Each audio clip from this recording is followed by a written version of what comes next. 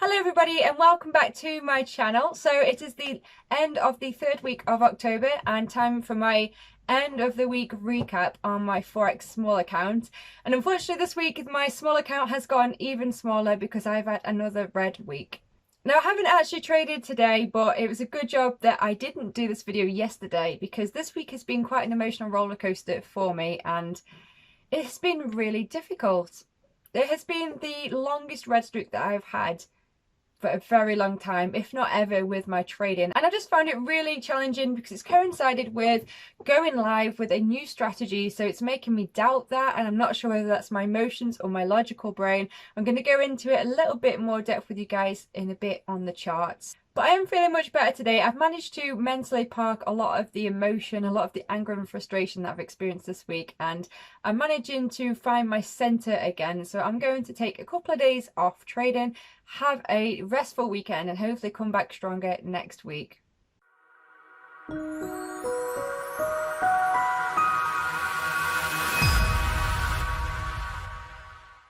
Okay everybody, so here are the trades that I've taken this week. I've only traded 3 days this week.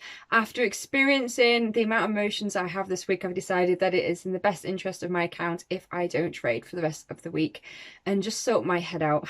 As you can see, I mean, it's been a disastrous week for me. I'm down 7% on my account. It is terrible at the end of the day. I've not had one green trade this week. I've had like the worst red streak that I've ever had.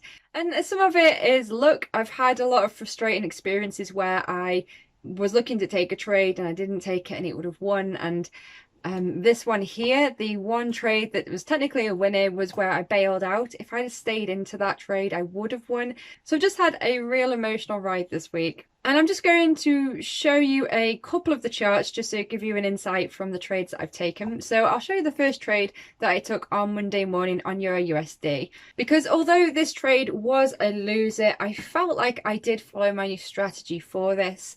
I started off looking at the 4-hourly chart, where I could see from the kind of larger time frame here that we'd been in this downtrend, making lower lows, lower highs, lower lows, lower highs. And I was watching this area here on the chart where we'd been consolidating above because I felt like we were pulling back to find some strength to make a move lower. After I marked these key levels on my chart, I then went down into my 5-minute time frame, which is the time frame I've been using as per my strategy for trade execution. And as you can see, we had this consolidation here. We broke down here and found some sort of resistance here where we've then pulled back into this area. And it was in this area here that I was waiting for some sort of signal, some sort of rejection candlestick to give me the indication to take a trade to the downside. So I actually got short after this red candlestick here. It's a really nice pin bar candlestick. As you can see, we've come up to this area. We've got this long wick because we actually came back down and closed at the bottom here. So it showed that initial push up and the sellers came in and brought the price down. I felt that that was a good sign, rejecting this area for me to get short. My stop was up here above the area and my target was somewhere down here. So it was a bit risky really, because I knew that this was potential resistance here and we'd not broken that. So I do accept that that was a riskier position.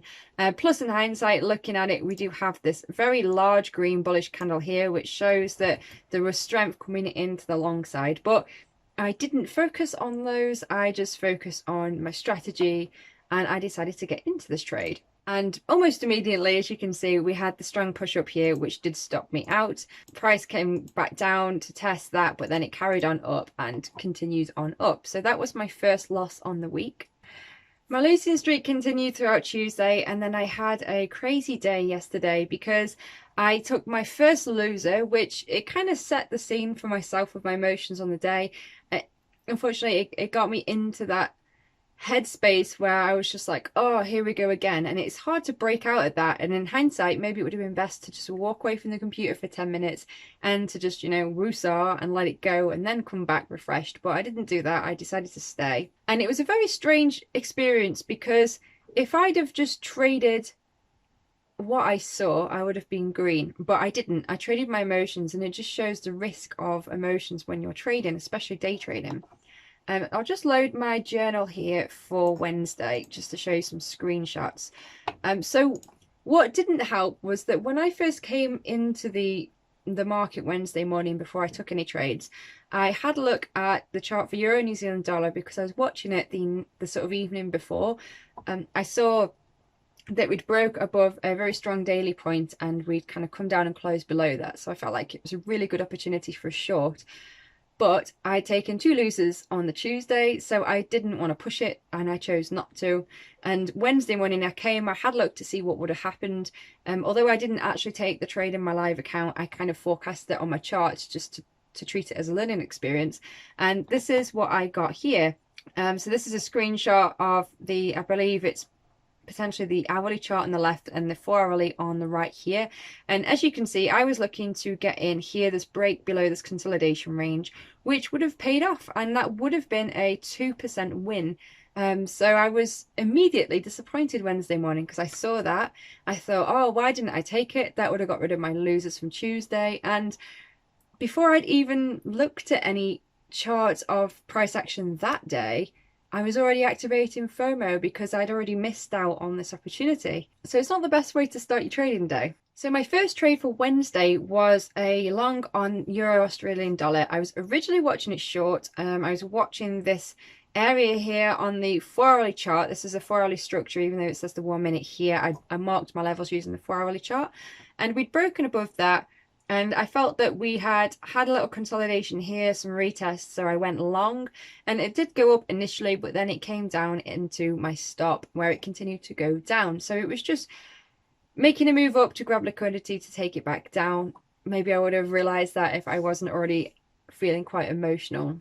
After that trade, I was down 1% on my account on Wednesday, and I was watching the Great British Pound to the Australian dollar because I had it on my watch list as it was in a strong uptrend on the daily chart, so I felt like there might be some good opportunities for day trading. And here's a screenshot using the 5-minute chart here. We've got this red horizontal line which represents some support from the 4-hourly chart. And I was watching this consolidation in this area and I noticed that we had a red candle, a green sort of slightly bullish pin bar, another couple of reds, and we were holding this level here. So I marked at 1.83917 for a long entry. As you can see, a 22 pip stop and a 44 pip target. I was watching that. I had it open on my broker. I was all ready. All I had to do was press the buy button and I hesitated. I hesitated long enough for it to take off without me.